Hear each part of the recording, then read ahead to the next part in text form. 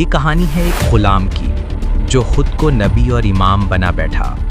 یہ کہانی ہے ایک ایسا آدمی کی جس نے دعویٰ کیا کہ وہ اسم اعظم جانتا ہے، مردوں کو زندہ کر سکتا ہے اور لشکروں کو شکست دے سکتا ہے۔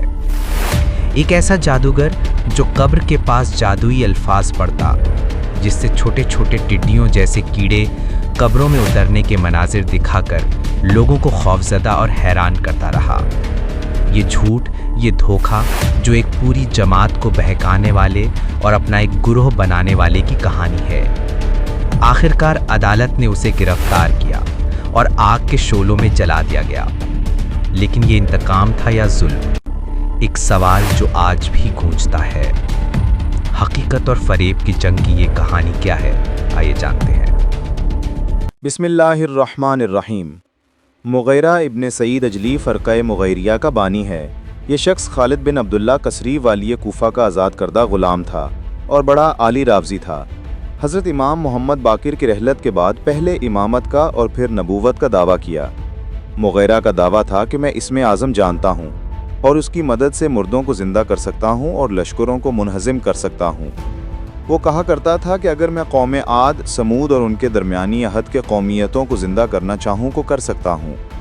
یہ شخص مقبرے میں جا کر بعض ساحرانہ کلمات پڑھتا تھا تو ٹڈیوں کی وضع کے چھوٹے چھوٹے جانور قبروں پر اڑتے دکھائی دیتے تھے۔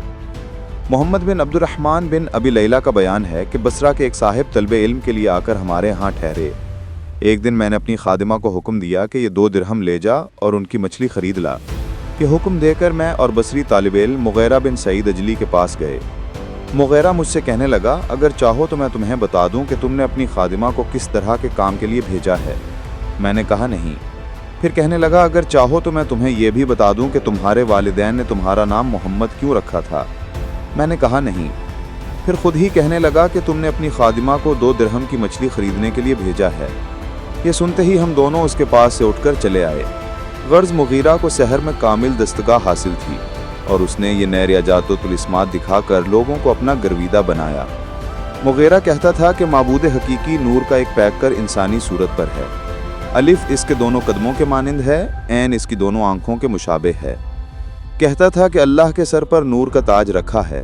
جب اللہ تعالیٰ نے دنیا کے بنانے کا قصد کیا تو اس میں اعظم تاج کی شکل اختیار کر کے اس کے فرق مبارک پر آ گیا۔ چنانچہ کہتا تھا کہ یہ آیات سبح اسم ربک الاعلی میں اسم اعلیٰ سے یہی مغیرہ تاج مراد ہے، اور کہتا تھا کہ جب رب العزت نے کائنات عالم کو پیدا کرنا چاہا تو اعمال عباد کو اپنی انگلیوں سے لکھا۔ جب رب الارباب نے اپنے بندوں کے ذنوب و معاصی پر غضبناک ہوا تو اس کا جسم عرق آلود ہو گیا، جس سے 2 دریا نکلے، ایک شیریں ہے۔ پھر خدائے قدوس نے دریائے شیریں کی طرف نظر کی تو اس کی شکل و صورت دریا میں منعکس ہوئی۔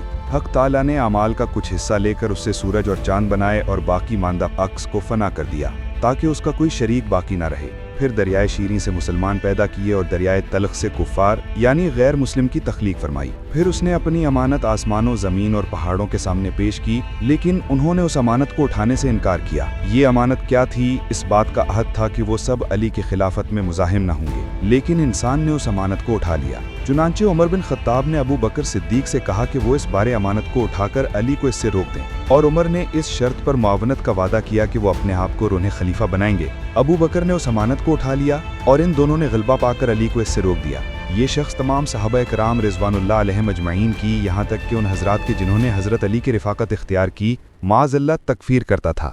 مغیرہ کا عقیدہ تھا کہ حضرت علی حسن حسین کے بعد امامت جناب محمد بن عبداللہ بن حسن کی طرف منتقل ہو گئی، جو نفس زکیہ کے لقب سے مشہور تھے۔ اس شخص کا استدلال اس حدیث نبوی سے تھا جس میں پیغمبر علیہ الصلوۃ والسلام نے حضرت مہدی علیہ السلام کے متعلق فرمایا ہے کہ ان کا اور ان کے والد کا نام میرے اور میرے والد کے نام کے موافق ہوگا۔ یہ وہی محمد بن عبداللہ حسنی ہیں جنہوں نے خلیفہ ابو جعفر منصور عباسی کے عہد خلافت میں خروج کر کے حجاز مقدس پر قبضہ کر لیا تھا، اور خلیفہ منصور نے ان کے مقابلے میں عیسیٰ بن موسیٰ کی زیر قیادت مدینہ منورہ فوج بھیجی تھی، اور جناب نفس زکیہ اس مارکے میں جام مرق پی کر دارالخلد چلے گئے تھے۔ یہ 145 ہجری کا واقعہ ہے، لیکن مغیرہ اس سے 26 سال پہلے خلیفہ ہشام بن عبد الملک کے عہد خلافت میں جناب نفس زکیہ کو مہدی آخر الزمان قرار دے کر اور یہ کہہ کر جھوٹ بولا تھا کہ یہی روئے زمین کے مالک ہوں گے۔ حالانکہ نفس زکیہ سپاہ منصوری کے ہاتھ سے قتل ہو گئے، اور نہ صرف روئے زمین کے بلکہ اس کے 20ویں 30ویں حصہ کے بھی مالک نہ ہو سکے۔